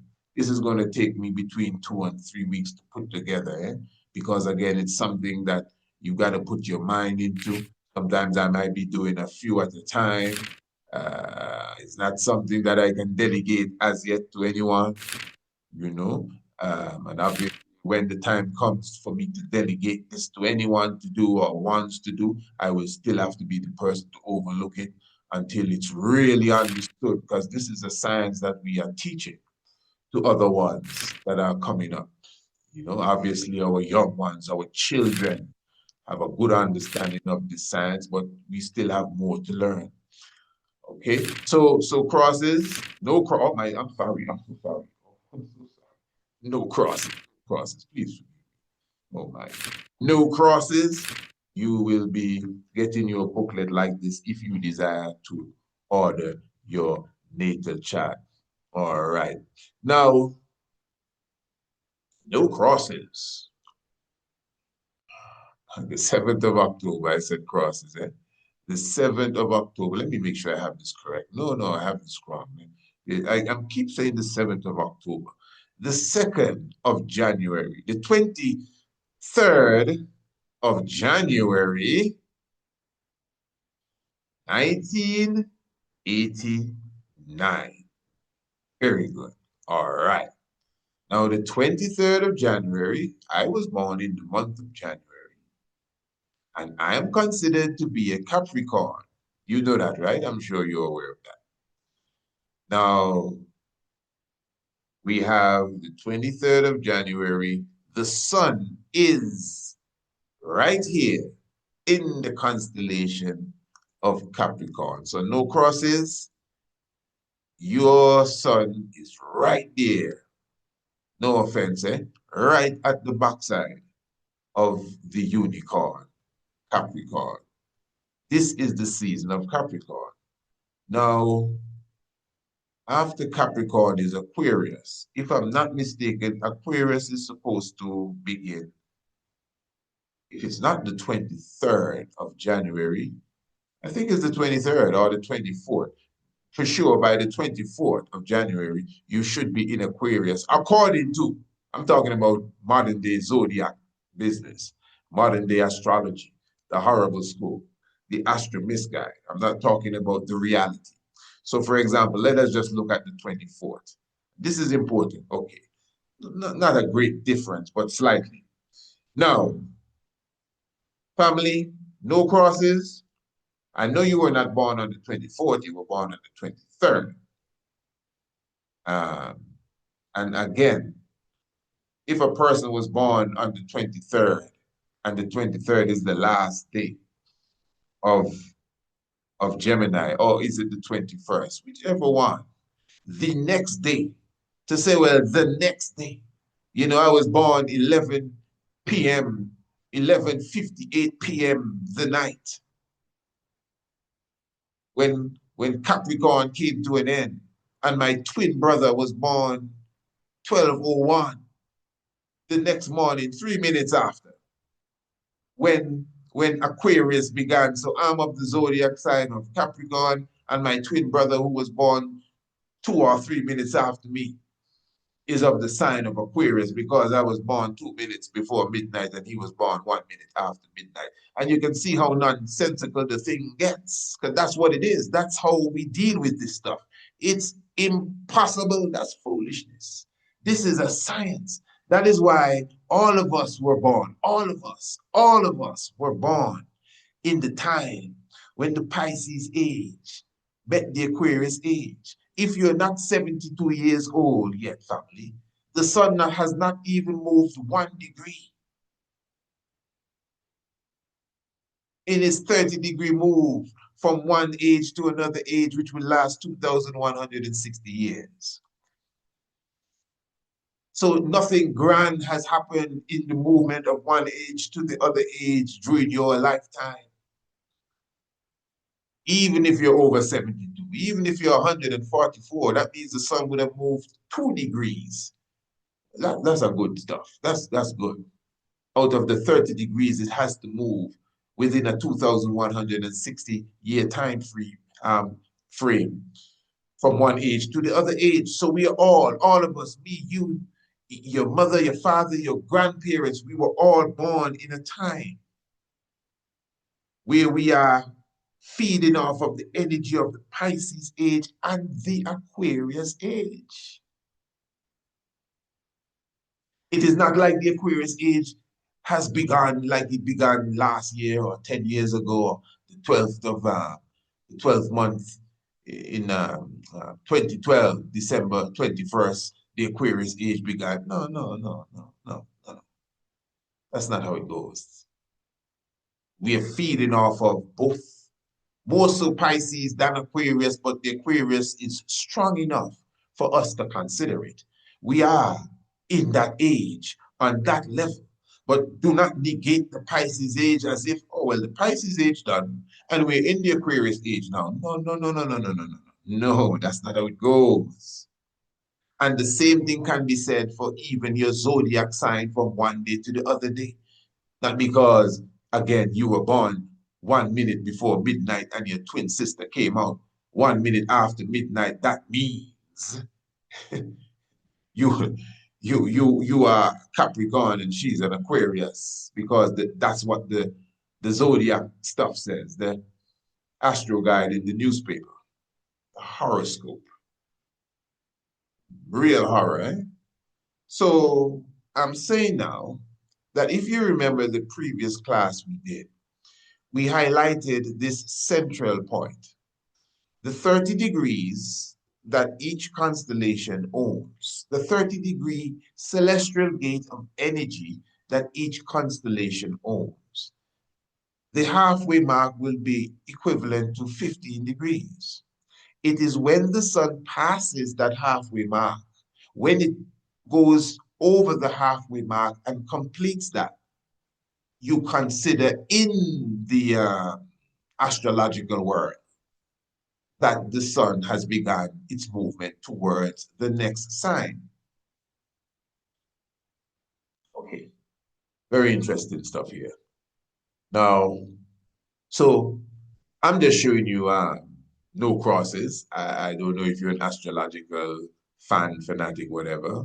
I'm just showing you that the sun is in Capricorn, and I know this is usually considered the time of the sign of Aquarius, but I would say you definitely have to consider Capricorn um, when it comes to your natal chart reading. Let us just see the moon. And let me be clear here.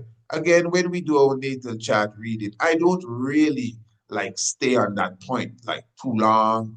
We hardly highlight that. We just give you the coordinates and tell you the constellation, and then I start to give you the reading. That's it. So the moon is in Leo. And speaking of reading as well, that's very important. So again, um, my good brother. So even Capricorn now, Capricorn is directly even related to Saturn as well. So Capricorn is a constellation that deals with discipline. Capricorn does deal with order. That's why people that are born in January at that time, you would you would hear them say that they are well disciplined and they are hard workers and all of that stuff. Yeah, and people tell me that all the time. Oh, you're a workaholic. I don't think I am, but I don't know myself.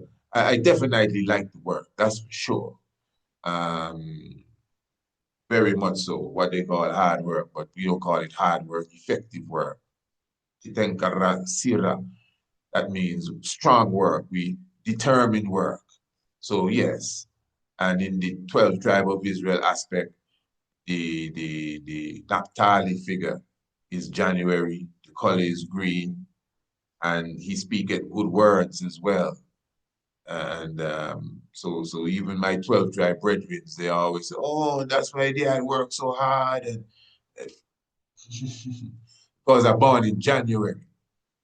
But anyway, but Capricorn, the constellation Capricorn, it relates to that too, that law and discipline and a certain level of intelligence. Whether they say it's a goat or not, it's really a unicorn, at least from the age that I'm speaking of. And then at the same time, when you understand the whole science of this, the Capricorn as well, don't be afraid, everything is okay. uh, Give thanks, you know. Give thanks, we have the great, the grand Ethiopian Renaissance done, which is, you know, doing marvelous works in creating more electricity here in Ethiopia. Let me continue with the discussion here. So no crosses,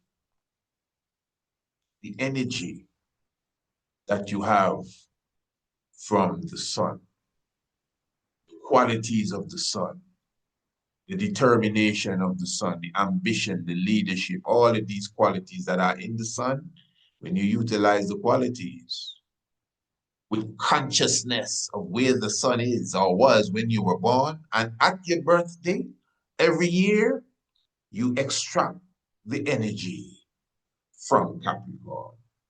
I'm Aquarius. Listen, hold on, brother. And I'm just, don't feel no way. Maybe you're not even saying that. I'm just, you know, that's how I do my thing. But just in case you say, no, brother, I'm Aquarius, you know, because I don't get along.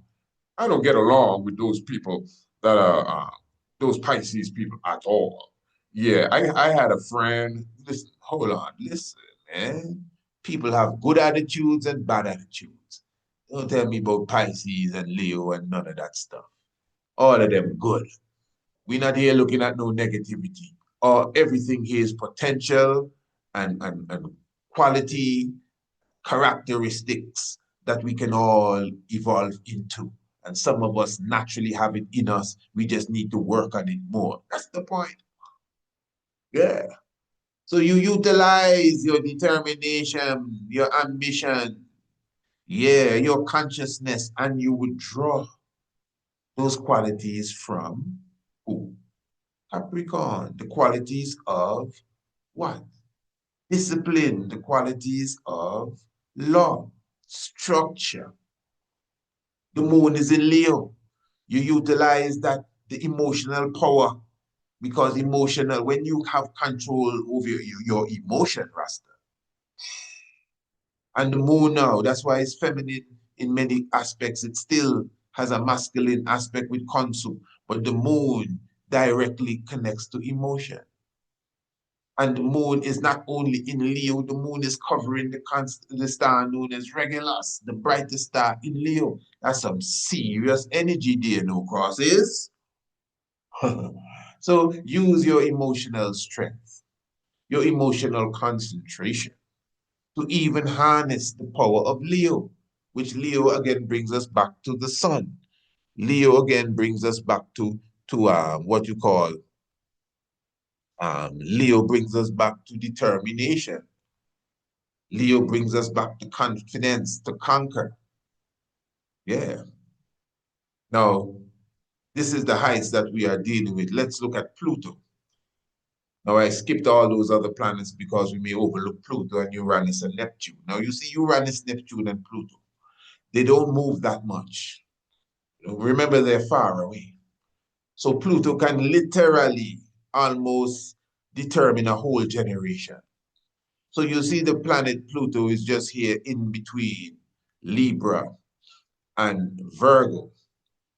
I would more say it's more over Libra, pardon me. But the point is that Pluto is still going to be there the next year and the next year. Let me show you. For example, that's 1989.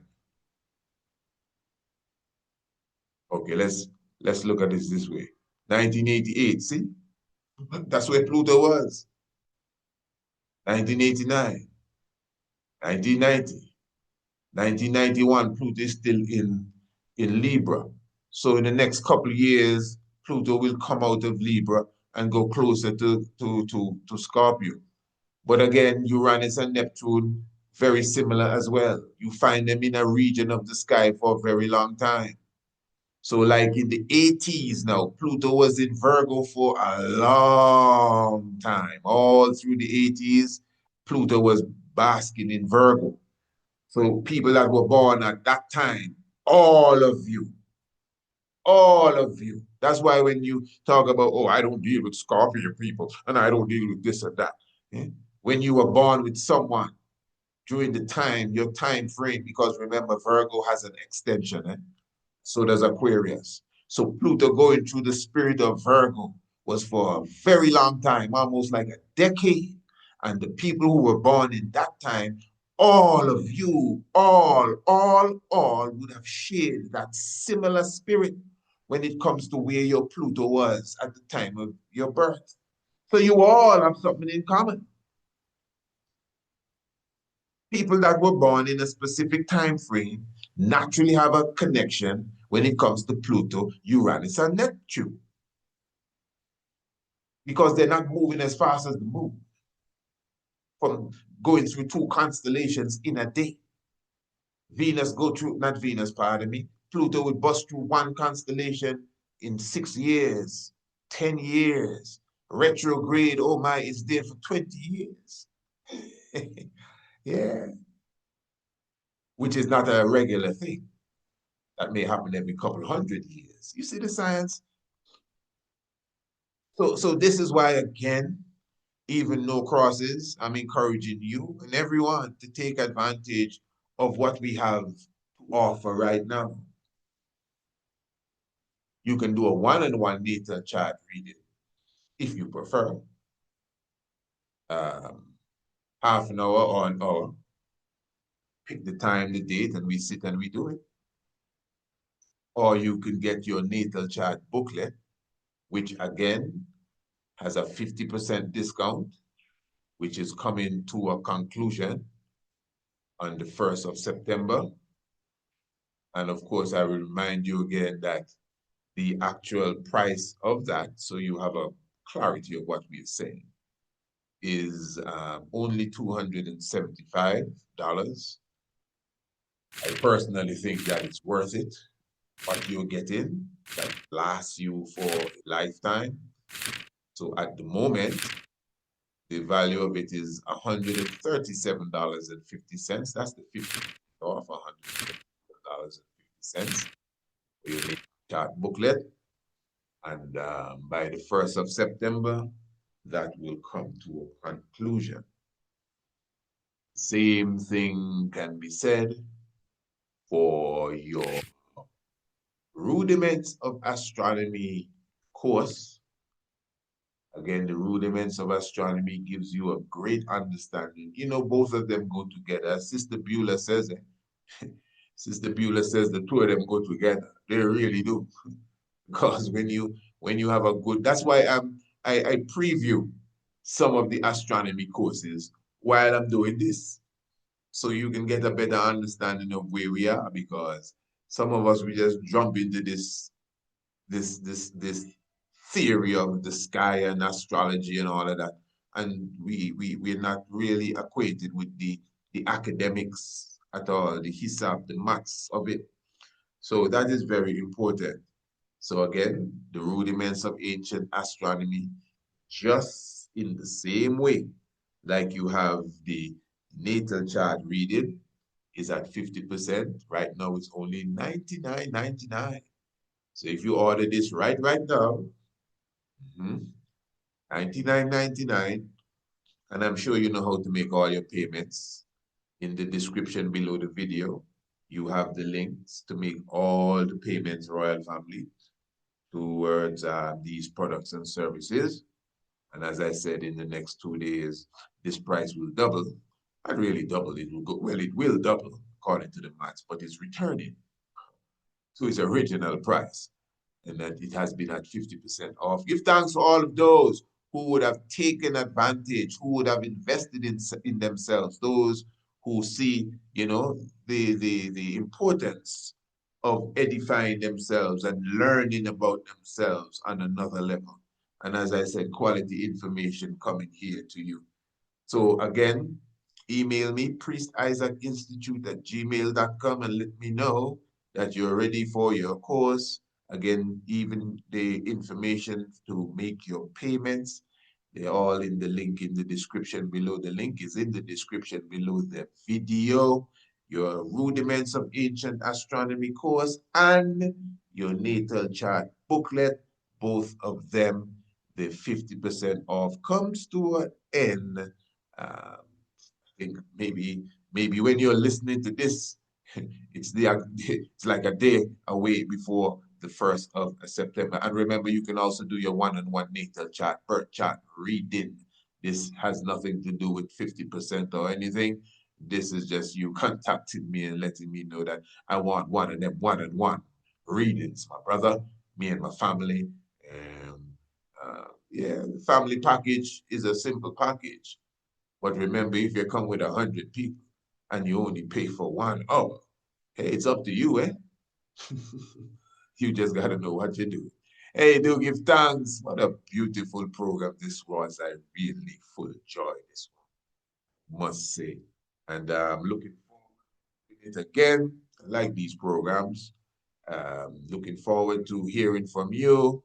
Those of you who would have put your information in the chat, those of you who would have put your information in the comments, give thanks again. Those of you who are sending your emails, give thanks to you for sure as well. Remember the list, because this list here, the 3 that I pulled tonight is just 3 from a list of more than 3 that I had. And I may have to find a way of going through the names or the dates or the different people much more quicker as such, because I would have spent almost like an hour on each person, I think, when I really look at it. And we didn't even really touch all of their planets and everything. But I think this session was more like a teaching session, trying to break in the mind into the understanding of ancient astronomy and exactly how it works. and how it's connected directly, spiritually and physically. So we could just do a program where we say, okay, the sun was in Capricorn and the moon was in Libra. Let me see now. Mercury was in Gemini and Venus was in Gemini too. And then let me see now. Blip, blip, blip, blip. Mars was in Taurus. And then no. Okay, Jamie, you have Uranus in Aries. Neptune was in Aries too, and so forth and so forth. All right, good. So that's your chart. Next, we could do it like that, which we may have to do it like that, especially if we have a long list that we need to deal with. And this is why you may opt to take the option of the one-on-one natal birth chart reading if you like it this way. Well, we can sit down one-on-one. It doesn't have to be televised. And we speak to each other, and I concentrate on you. And you ask questions, and yeah, that is up to you. Royal family, give thanks. Tiger's Temple, beautiful program. I really had a wonderful time here. Give thanks. You know your Bible and you do not know your astronomy. You better believe it. The knowledge of your Bible will become a mystery. Yeah. And of course, as always, it takes some realize to realize the real lies that are amongst us.